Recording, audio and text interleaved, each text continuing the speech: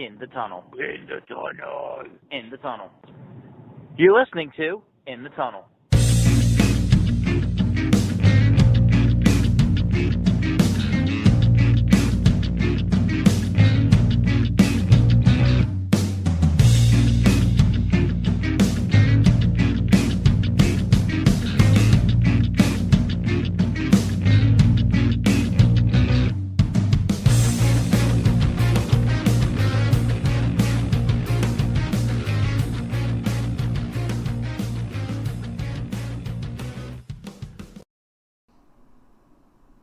Hello and welcome to In the Tunnel, episode number 73.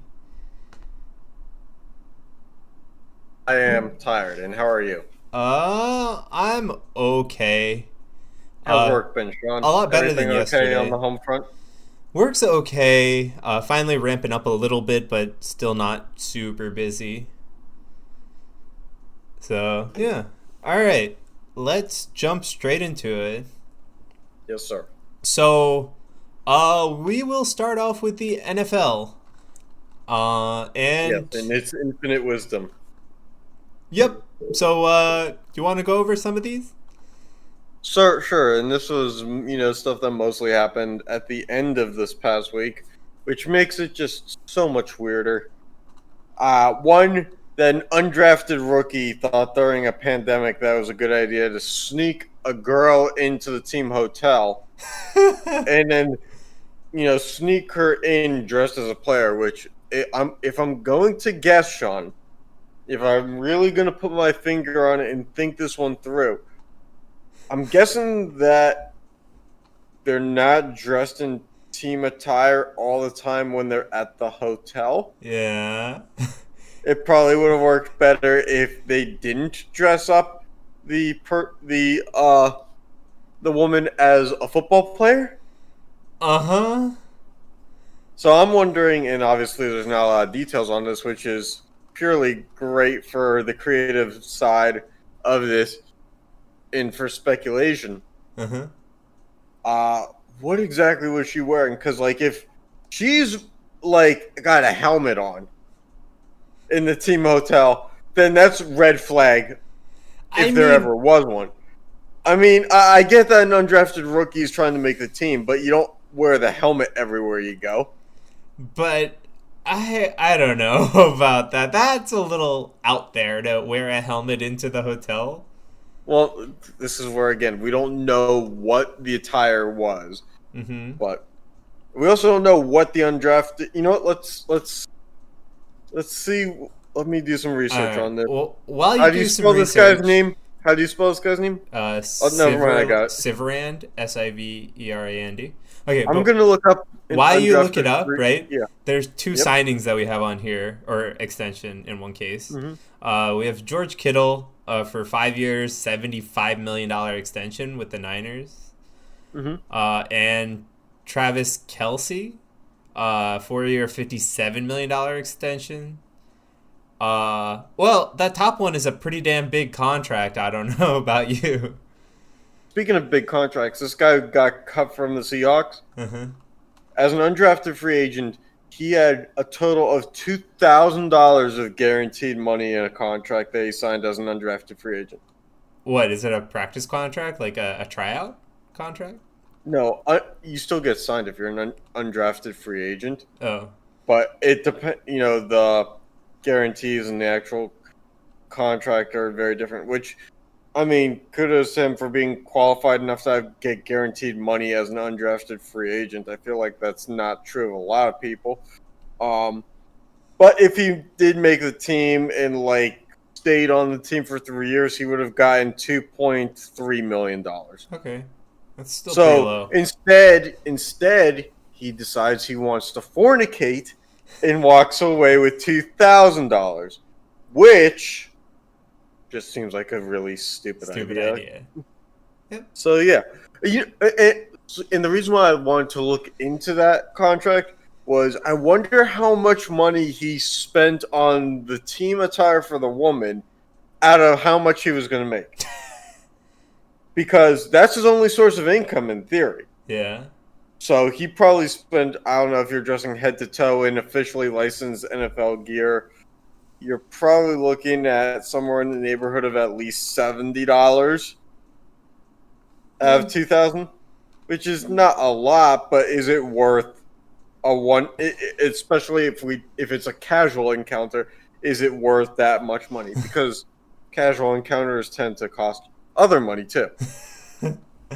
I mean, there goes his shot, I guess. Oklahoma State too. It's not like he was coming out of some small school. Yep. All right. What else we got? And just getting back to that previous slide that we had, the tight end signings. Uh-huh. It's amazing how. Let's just put Travis Kelce wasn't exactly vying for or fighting for a contract extension, especially with the Mahomes and Chris Jones extensions earlier this year. No one at least noticed on mainstream level that he was trying to get a long-term deal. George Kittle was trying to get a long-term deal for like the past X amount of months. Yeah. And the fact that Kittle basically resets the tight end market for contracts, and then Kelce gets an extension. A lot of money. 7 hours later. Not even. That's 3 hours. Yeah, whatever. Coincidental timing of getting a deal done, and you have to wonder if Travis Kelce left money on the table willingly or if he had a strategy. I don't know. I don't know. All right, on to other things. Washington football team, the minority owners are pressuring Dan Snyder to sell, who's the majority owner, right? Which every Washington football fan should be ecstatic about, because a lot of them don't like the ownership group there. And so when the legal issues were going on, now forced a lot of the front office to clean house. Dan Snyder was seen as basically the one party that did not move. And now the minority owners that I think aren't they new, the minority owners? I'm pretty sure. And so they're already against Dan Snyder. So that's not really that surprising, I don't think. No, but what is surprising is in this world of the internet, if you Google search the Washington football team, you still get the old logo on the Google search. Oh, okay. You would think that the internet is that's on top Wikipedia, of like that. Right? The side that's is it though? That's straight from Wikipedia, dude. Like someone gets dunked on, and Wikipedia changes to be like this guy's bitch in like half an hour. You mean to tell me that after 3+ weeks they haven't changed the logo? I mean, it's community run still, like, so somebody has to go and change the name. Yeah, I don't know, man. Some Native American enthusiast. All right, on to college football. So a topic we don't normally touch on, but this kind of. I mean, I kind of expected what we're going into. I know. Well, I've been saying it a lot. Like, if I'm a college football player, 95% of it, I'm not playing this season. I don't care. Especially even in D1. Well, what's weird is, Sean, that, and we'll touch on this in a second a little bit more, is that a lot of college football, Division I especially, the players and coaches disagree with what you're saying. It's the leagues of the Big Ten and Pac-12 shut this down. Oh, okay. Not the coaches and players. But what's weird is that the Pac-12 was the first one to fold, which if you're a college football enthusiast or purist and have no really affiliation with a conference, you don't really mind losing the Pac-12 because USC hasn't been the USC of old in the past few years. You lack a certain powerhouse school. So the Pac-12 is like maybe the weakest Power 5 conference. But then when the Big Ten folds, that's the big one. Yeah. But what's weird is the fact that we still have 3 of the 5 basically going like not even like newsworthy, just like We're chugging along because, like, I follow Pitt football on Instagram. They're still posting like practice pictures every day. Like, we're ready to work. I mean, it's like that's the good for you thing, guys, though. but I'm a little surprised about that too. A lot of in Pennsylvania, especially, a lot of schools are like already going. Like people are on campus and all that, right?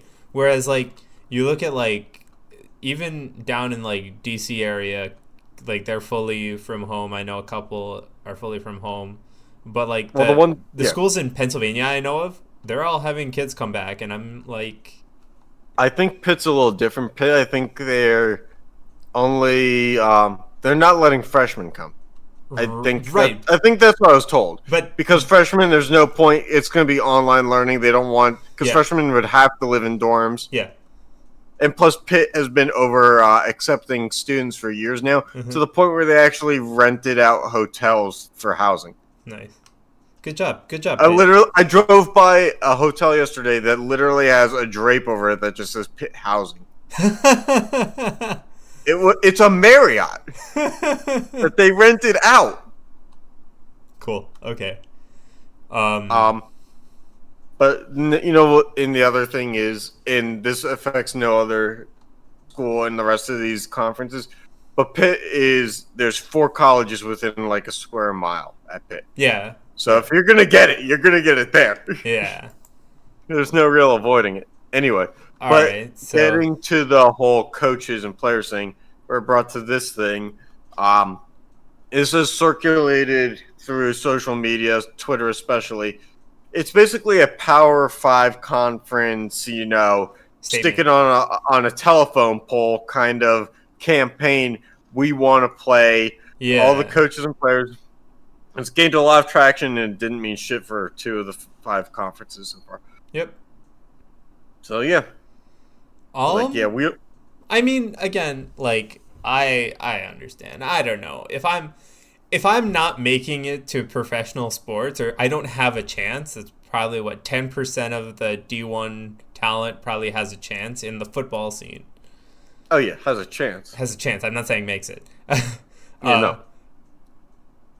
If I don't have a chance, then like sure, I'd probably love to play, but is my health worth it, right? Like I would definitely want to see if a conference decides to come back, like I want to see what they would do, right? Well, but at the same time, these are guys that, unless their eligibility is intact for another year, if the season gets postponed, these are guys more often than not are at an age where they're young enough to where any critical health issues that would affect their immune system haven't been, haven't gone through their system yet.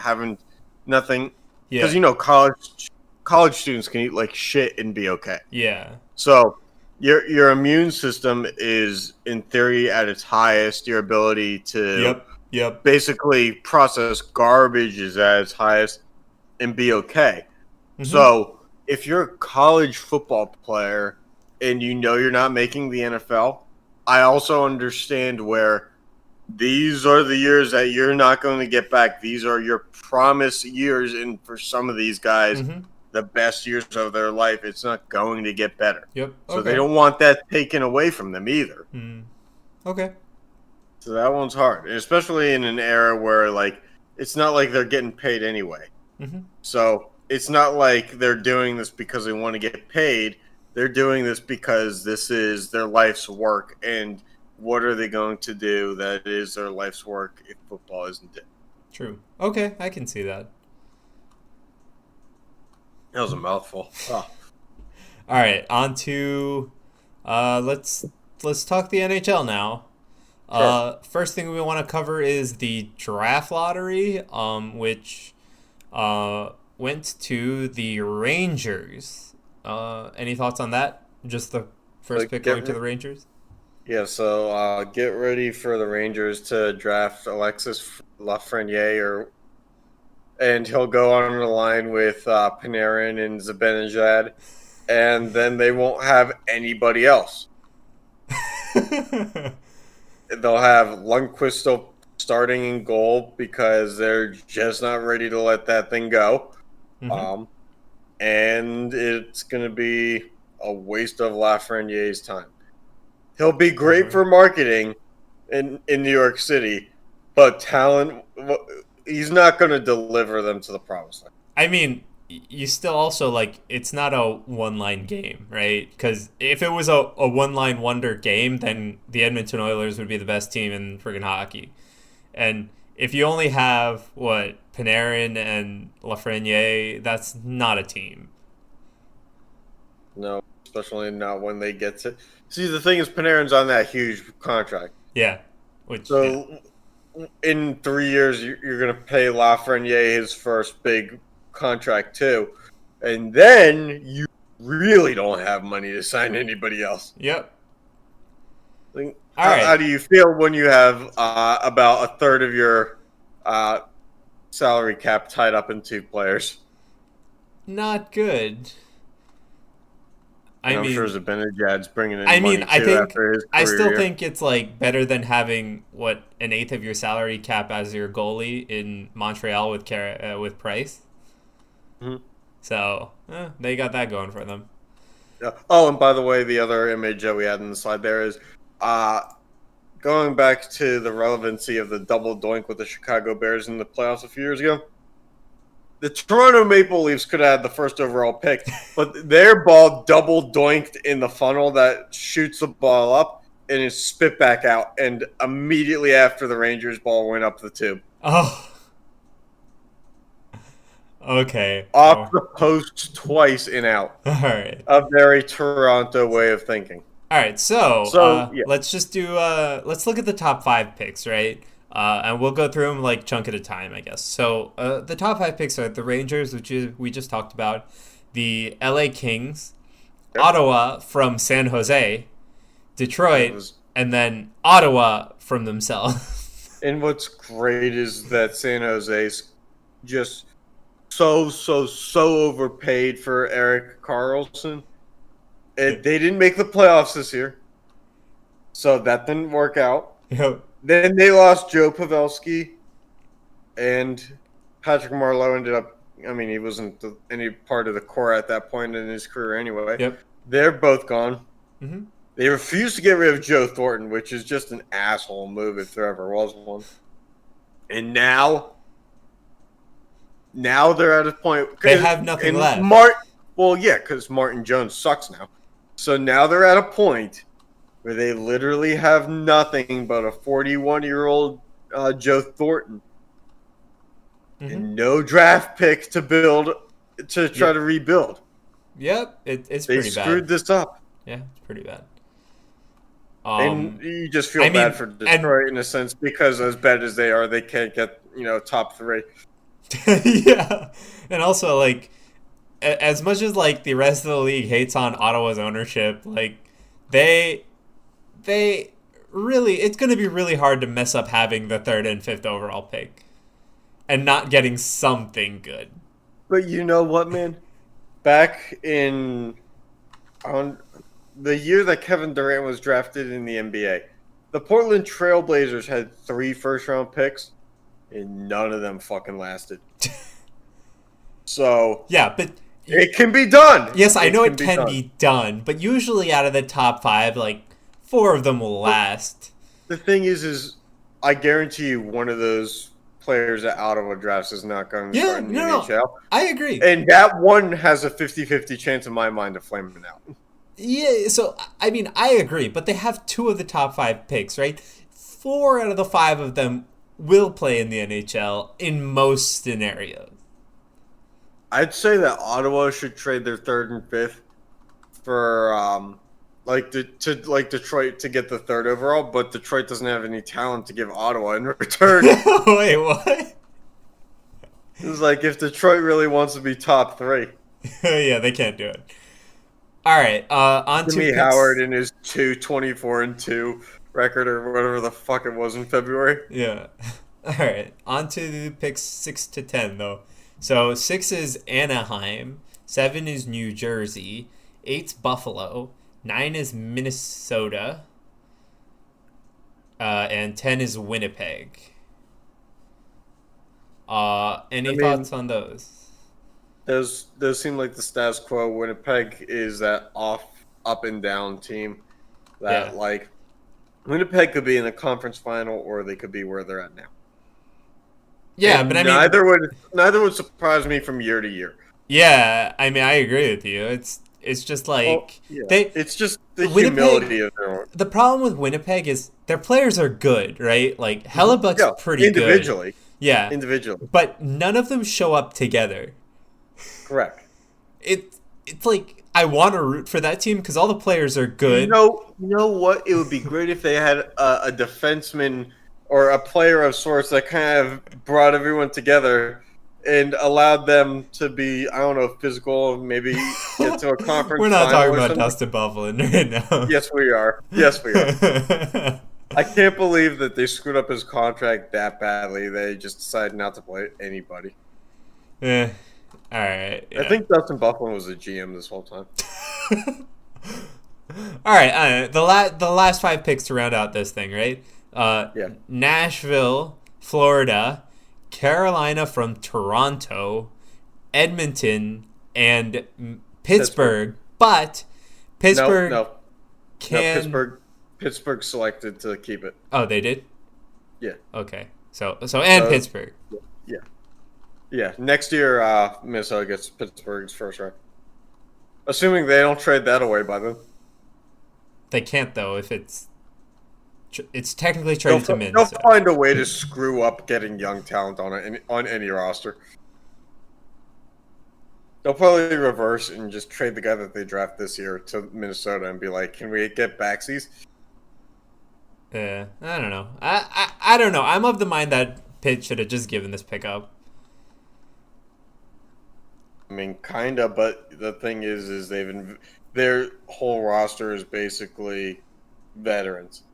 They do need an injection of youthfulness somewhere. Yeah, but I don't think I think you do worse next season, no matter what you pick here.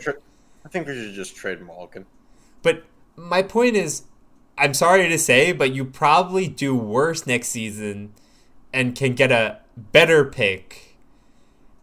Yep. Because you're all veterans, and there's no 15th overall pick that's going to save you into the playoffs. Again, I think we should just trade him. So he doesn't perform in the playoffs anymore. Eh. He's just a ghost in the playoffs. But you need that regular season talent to make the playoffs. Well, he gets mad and he just takes penalties all the fucking time. He's basically like, I don't know, he's like Tom Wilson with like the same amount of talent at this point in his career. Just with less dirty hits, but the same amount of penalty minutes. All right. And kudos to Nashville for tying up a lot of money in Matt Duchene to finish, in the middle of nowhere land again. I mean, yes, but I don't know. Like, their team is okay still. They still have defensive core. I guess. It's not like... It's not like... too late for them to bring back PK? Probably. I mean, I don't think PK's... PK's not their answer either. So PK just retire. It has nothing to do with the world that we're in. He just sucks at this point. He's only in the league as a marketing tool. He's definitely a marketing tool, though. Like, he has that going for him. Yeah, he's definitely declining still. Adidas Hockey. He's a spokesman for Adidas Hockey, and that should basically be his main source of income. It should not be anything else. All right, so on to the next big thing. Sure. While we were in the middle of episodes, Seattle announced their team name. Yep. We are looking at the Seattle Kraken, which, if you don't know what a Kraken is, it's basically a giant octopus. Just has to put that out there. Or a liquor. Yes, but even if you've had the liquor, you'll see the label, which is a giant octopus. If you see the liquor and you drink the liquor, you're going to see a lot more things than just an octopus. All right, so the one thing I have to say about these logos is, holy crap, that's a lot of blue. I don't mind two-tone blue, though. But their away jersey is 4 tones of blue. Yeah. But, I prefer, if they went, the Seattle Seahawks way. where it was like a little bit of a teal. dark blue, a teal blue, and then a teal green, and then a green, a lime green. That's the hot. I mean, that's a hot colorway. Every time I wear shoes with that colorway, I get compliments. I see what you're saying, but then I also see not choosing it because you're kind of putting, I guess, like, you're kind of being too much of the same. Well, I guess it depends what division they're in, because I guess you could see with like a colorway of blue-green, you're kind of stomping on Vancouver's ground. But they're gonna be with Vancouver. They should be with Vancouver's division. Well, then yeah. NHL's gonna try and make it a huge rivalry. Why? Vancouver and Seattle the Great are like White North. It's like right over the border for each of them, right? Let's go with that. It's just like their proximity makes it something the NHL will try to push. I'm not saying it's right or wrong. I'm just saying the NHL is going to try and push it. Yeah, sure. It'll come down to what happens in the expansion draft. Like, yeah, if Vancouver gets one of the players that they leave unprotected, that they really can't afford to lose to Seattle. Yeah. Then that would spark a rivalry. Like, hey, you took the player that like we've really, you know, had the most attachment to. That's going to spark, a fan rivalry, not so much a team rivalry. Yeah, but not a team rivalry. The NHL wants a fan rivalry because if the fans are rivals, there's going to be more turnout to those games. And they should have put more teams in Arizona where they have nothing else to do but fight over shit. Because what are they going to do? Go to the hockey games? Yeah, I don't know about that one. Just Paul Bissonnette against the world? I guess. All right, on to the bubble playoffs. So the series have all ended, right? Not this round. Not this round, but last round. Yeah. So yeah, because we had the Penguins losing, the Rangers losing. You're gonna go there, huh? Mm-hmm. I just want to go there right off the bat. Well, it was also at the top of the. I was left with a solid 6-pack of Rolling Rock and a bag of Milanos still left in the fridge. Yeah, you didn't need any of them. I came prepared for a round or two, and I got a game in. All right. Anyway, back to this, right? So the Penguins are out. The Rangers are out. Who else? The Maple Leafs are out. Are out. The Oilers are out. The Oilers, the Predators, the who else is that? I forget all the things. Colorado. Who did Colorado play? Because Colorado played somebody. Arizona. Arizona's out. Arizona's who they're playing. Arizona won the first round. Oh, Arizona won the first round. Because Arizona was in... Because the Avalanche had a bye then, right? Arizona beat Nashville. Arizona beat Nashville, right. Who'd the Stars beat?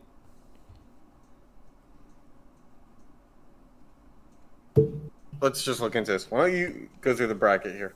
All right, anyway, so first round for the East, or the second round for the East, are the Flyers, Canadiens, Lightning, Blue Jackets, Capitals, Islanders, and Bruins, Hurricanes. Then so the Blue Jackets beat the Maple Leafs. Yes. The Islanders beat Stars the Stars were in the round robin. Oh. Hurricanes beat the Rangers. Yes. Blackhawks beat the Oilers. Okay. Arizona beat Nashville. Yep. Flames and Canucks, I think, are the last two. Flames and Jets was a series. Yeah, so Jets lost. Yeah. Florida Panthers lost to the Islanders. We forgot that one. Minnesota Wild lost to the Canucks. Oh, okay. There you go. And on the west side, your second round looks like the Golden Knights, Blackhawks, Avalanche, Yotes, Stars, Flames, and Blues, Canucks. What series are you paying attention to now that you have no vested interest in the playoffs? Well, I switched over to watching the Suns in the bubble. But anyway. Did they not make it? Also, you have no vested interest in the playoffs. So there. They were guaranteed at least 8 games in the bubble. Okay. More than the fucking Penguins were. I don't know. I feel like a lot of the more evenly lined up matchups have gone very differently. Like the Islanders Capitals, I haven't really watched it, but the fact that the Islanders are up 3-0 in this series is a little eye-opening. Yeah. I mean, like, I get that the Islanders play really good defense, but like, you would have told me that with Oshie and Ovechkin that they would have gotten a little bit more. Yeah, that's a big thing. This one's tough. The most even matchup series so far has actually been the Flyers-Canadiens one, which is weird because it's 1 versus 12. Yeah, I know. It's great. I mean... I guess the Lightning Blue Jackets too, but... I don't know. The Lightning are not like a dislikable team, but I don't know. Well, just talent-wise, they're probably on the same level. Yeah, okay, fair enough. No, but I've been paying attention to the West a little bit more, even though those games. Yeah, I did watch a Stars Flames game today for the most part. Yeah, Joe Pavelski looks really good today. Hat trick. Yeah. It's a shame San Jose didn't have a guy like that. Maybe they may, I don't know, make the playoffs every now and then. Yeah, every now and then. But he does a weird thing where like he uses the white stick in the playoffs, but never like any time else. Yep. Like it's a magic wand. It's a little bit weird. But then hey, again, it works, Milano, man. So yeah, you have Rolling Rock and Milanos, man. It's a pretty good combination. Try it sometime. I had Rolling Rock with you that once. No Milano. Yeah, during the Penguins games. Playoffs, yeah.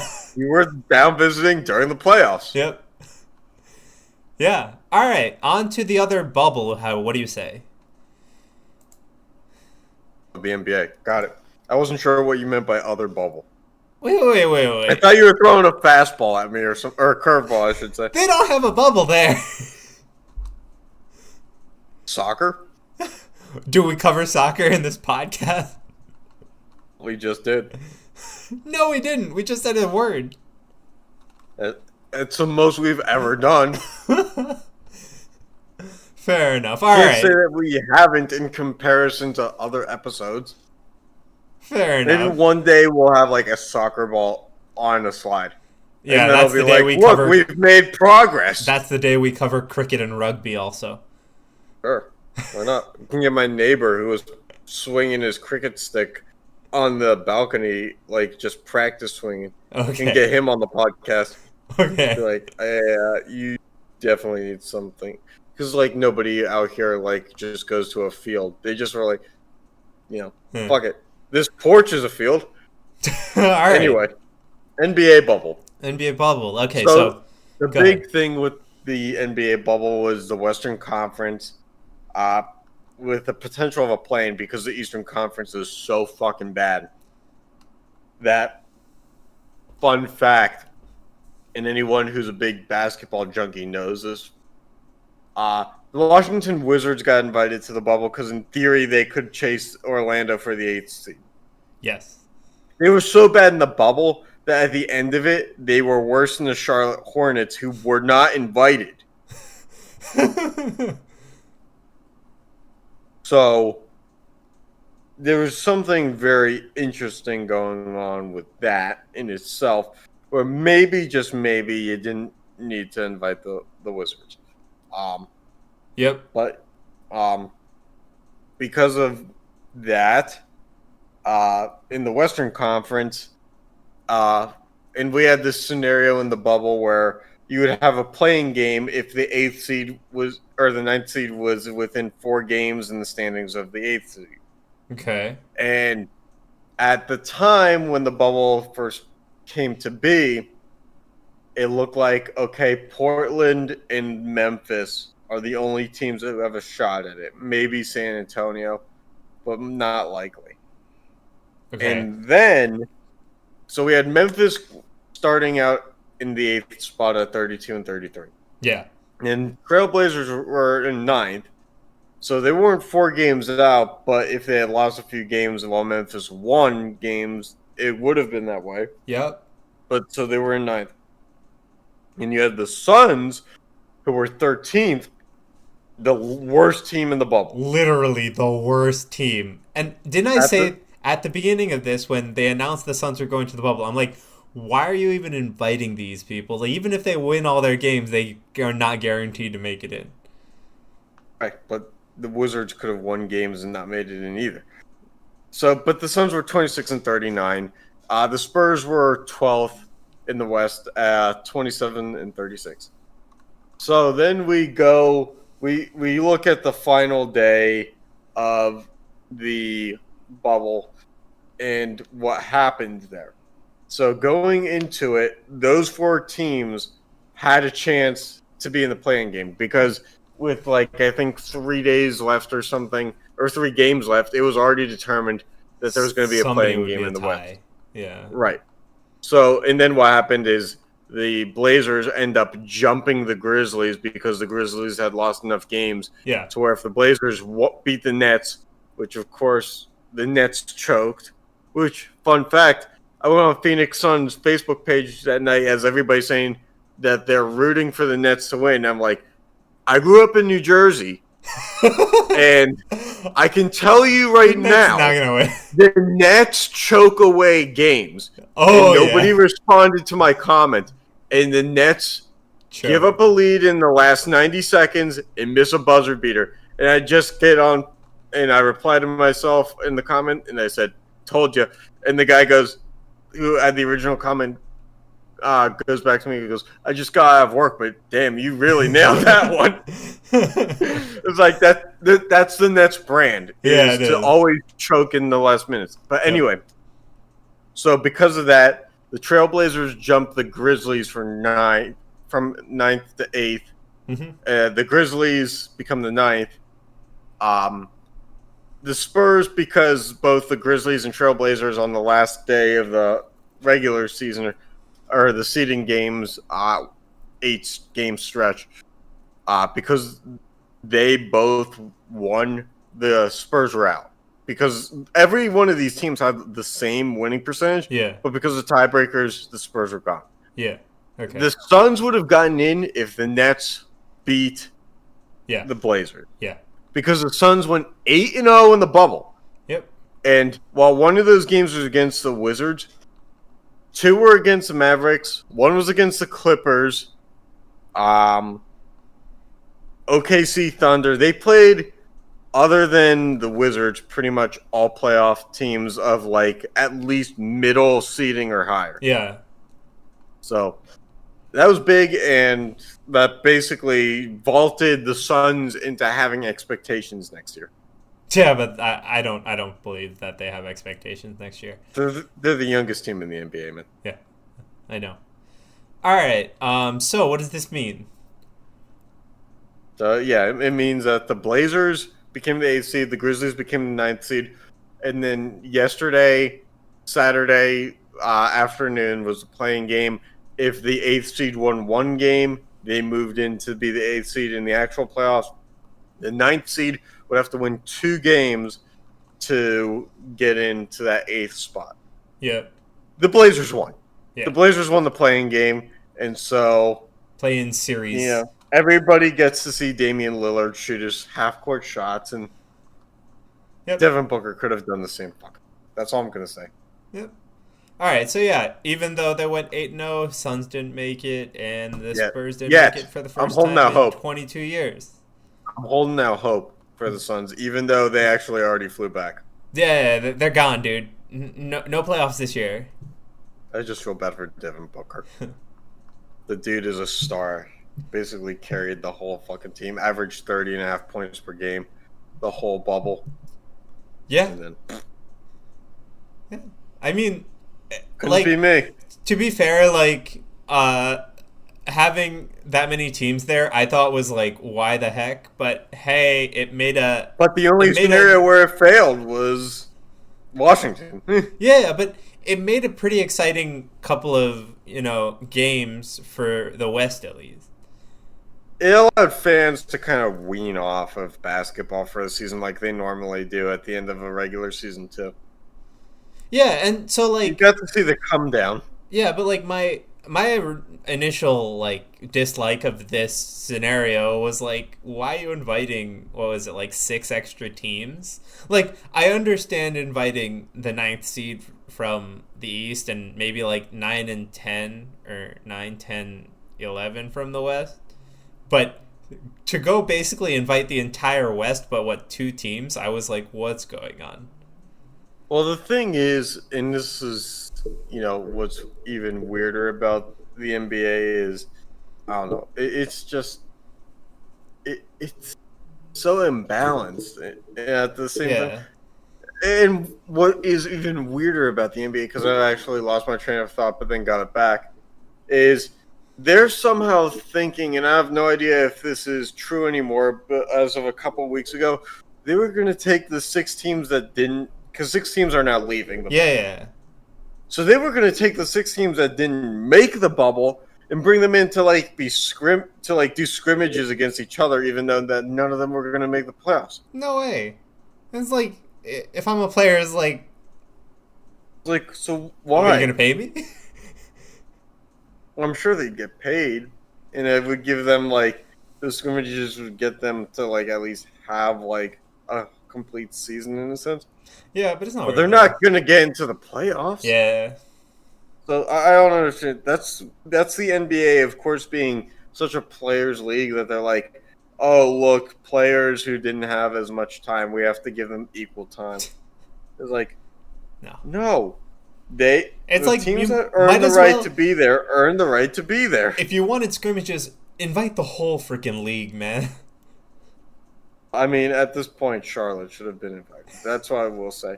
If somehow Washington could, finish worse than Charlotte. a team that wasn't invited, you might as well have just invited the other team, Yeah.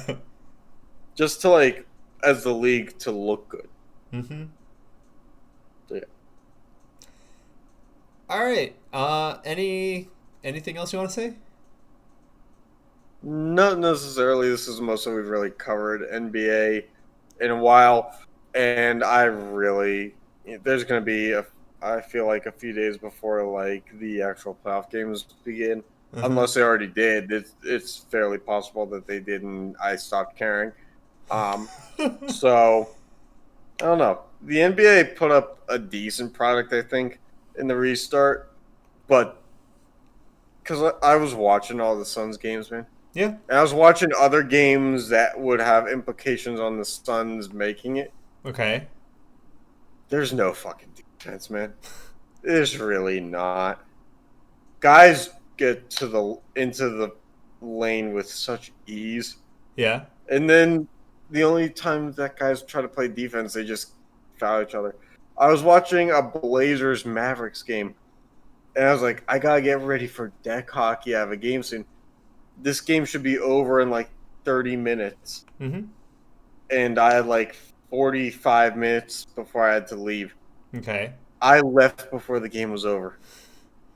They literally, in the last 4 minutes, fouled each other every time going down the floor. Yeah. So there's foul on this end and foul on that end. It was like, Jesus Christ.